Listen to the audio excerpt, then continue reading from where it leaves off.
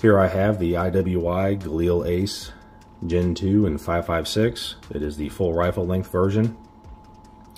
Going to do sort of a 2,500 round review, maybe consider it a halfway point checkup to 5,000. 5,000 seems to be the benchmark and the arbitrary number that we assign to reliability and durability. Usually if a rifle can make it to 5,000 rounds without any catastrophic failures or headspace change or anything like that, we consider it a good rifle. So getting right into it, it's treated me well. No catastrophic failures so far, no parts falling off of it. The ammo I've used has mainly been M193, the IMI and Igman flavors. Then there's been some mixed 223 and both brass cased and steel case. I use the Gen 2 P mags that it comes with. The top cover, it holds 0. No complaints about the furniture or anything, and the trigger's pretty good. So that's all the good. Let's talk about the 2 malfunctions that I've had in the 2,500 rounds. They've both been failure to feeds, and the bullet feeds into the chamber face and it impacts and pushes the bullet into the casing. Those just require remove the mag, clear it all out, put the mag back in, charge it, and get back to shooting. The first time it happened, it was kind of like the first couple mags. I just kind of considered it a break-in, a hiccup. And then I've put the majority of the rounds on it after that and had the same malfunction during a competition. I just considered it Murphy rearing its ugly head at a competition. It's when it happens. And just to point out, it's got the stock trigger in it and the original gas system and everything. There's been no modifications to the action. A separate incident happened during a winter shoot where I had a chamber flag get so brittle that it shattered and put little bits of red plastic throughout the receiver. I thought I blew most of it out without removing the top cover, and then had issues with the trigger resetting. It fed just fine, but after I removed the top cover, I actually cleaned it all out. There was a bunch of red plastic that ended up in the disconnector and the sear area on the trigger. And a plus and a side note, put the top cover back on after removing it and the red dot held 0.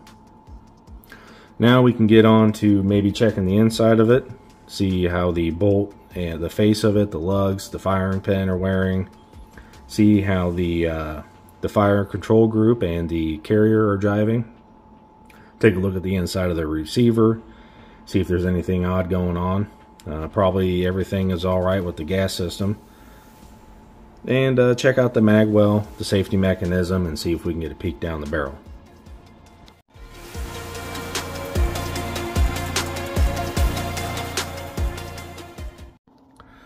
Okay, we're going to start with the receiver here.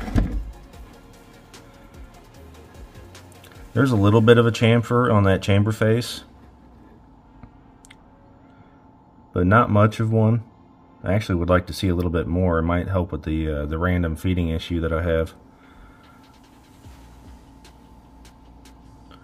And look at the rails here. The ejector. There is the tab for the bolt hold open device. Our fire control group. And the safety mechanism. You can see here, activate that thumb piece. That's all it does, is it pivots the device. It'll move the other side as well. The bolt hold open device looks like it rides on the trigger pin. Has a little spring, so it's spring loaded. And then this button here, you lift up on it, it'll actually lift it up. Not much wear, a little bit where it contacts the bolt. But what I like about that is that you can actually lift that up, pull your bolt back, and it'll hold it back, and then drop it when you push it down.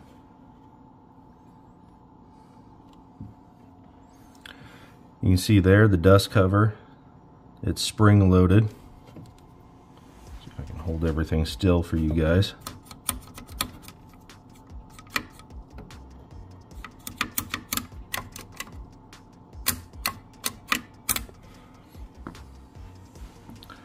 Then we have the plastic mag well here. You see a nice beefy tab there that holds the magazine in. Button here activates it, as well as the one that is on the other side. Looks like the plastic mag well's doing all right.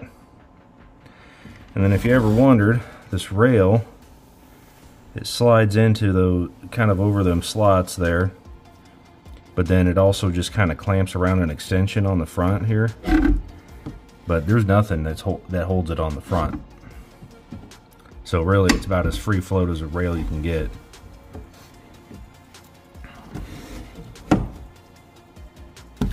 Get a close up here of the safety and the slot.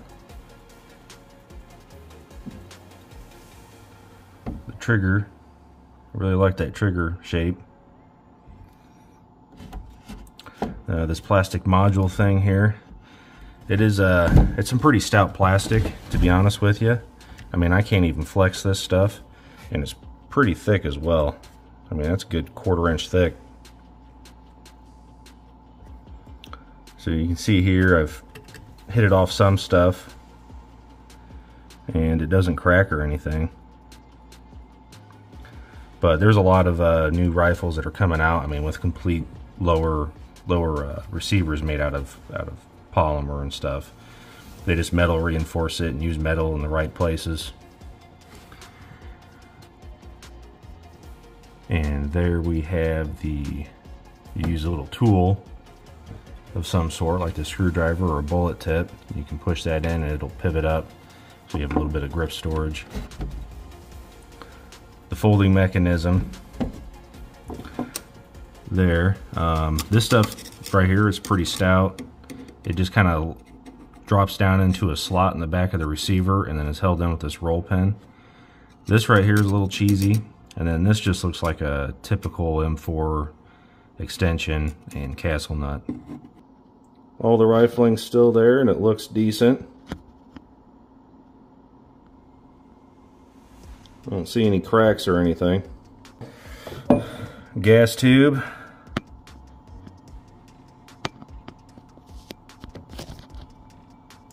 Gas tube here, nothing really to write home about. I mean, you can see where the piston's been scraping along, but it's just dirty.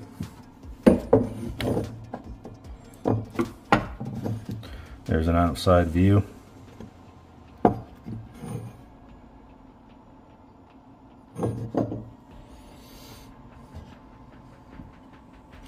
And then here is the rail dust cover. You can see here it just looks like a typical Galil cover with a piece of Picatinny attached to the top of it. It is reinforced in the rear, and it is a lot thicker than just a regular AK top cover. The front locking tab here actually interfaces here with the gas tube, like so.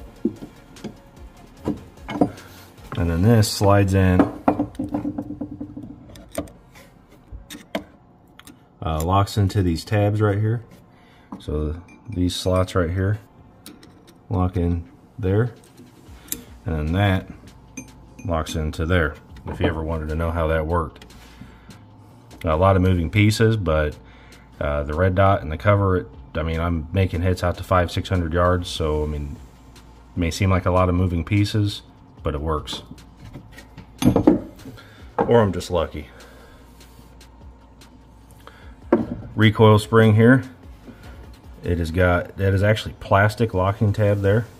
And then you have a rubber seal. My guess is for gas, if you're suppressing. Maybe a little bit of extra, I don't know, if it has something to do with the top cover holding 0 here. There is a recoil buffer. And really, I mean, it doesn't look like the carrier's chewing it up or anything. And then an interesting note, I don't know if all Galils are like this, but it's got a telescoping recoil spring guide.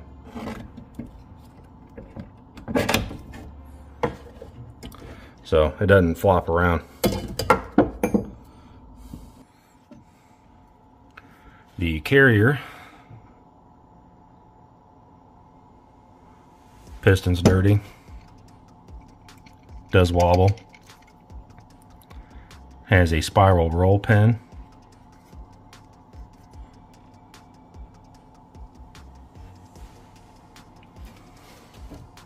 See if we can get a better look at that. Little bit of metal moving there in the cam pin slot. Have some wear.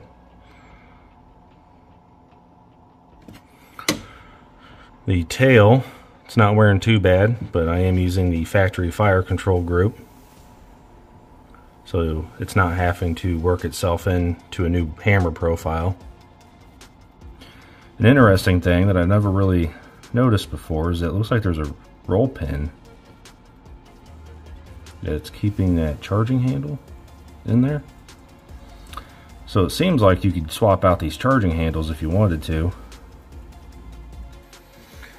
And then the bolt, there's the face, number 5 on the extractor.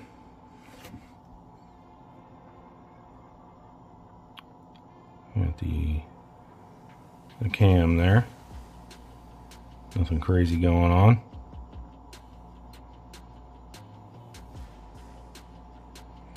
You got a P and a 5 HP, number 27. Firing pin is spring loaded. Doesn't look like it's being deformed any. Just a little bit of wear on the tail here. That's to be expected. Let's look at the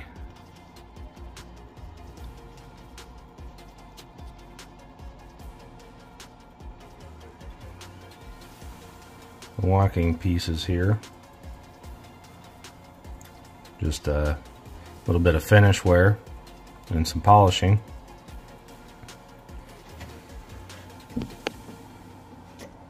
But they look pretty good. And there you have it. Hopefully you have a better understanding about how this thing's put together and how it works. I think it looks pretty good for 2,500 rounds. There are some pieces that are wearing into each other and moving a little bit of metal, but that's kind of how Galils and AKs work. Other than that, I'd kind of like to know how these things compare to even like the Gen 1 Galils on the inside, see if anything major's changed. Or even just like your standard Galil, see what they've actually changed and upgraded. Another interesting side note, I think, is the charging handle. Looks like it being removable. It'd be kind of cool to change up the charging handle just to have something different. So that's it until 5,000 rounds. Give me a little bit, have some patience with me, give me a little bit of time. I mean, it already took me 1.5 years to get 2,500 rounds on this. You know, it may take 1.5 years, 2 years. Well, until next time, get out and shoot them guns. Go to a shooting competition. If you can't find something local, travel to one. You won't regret it, and thanks for watching.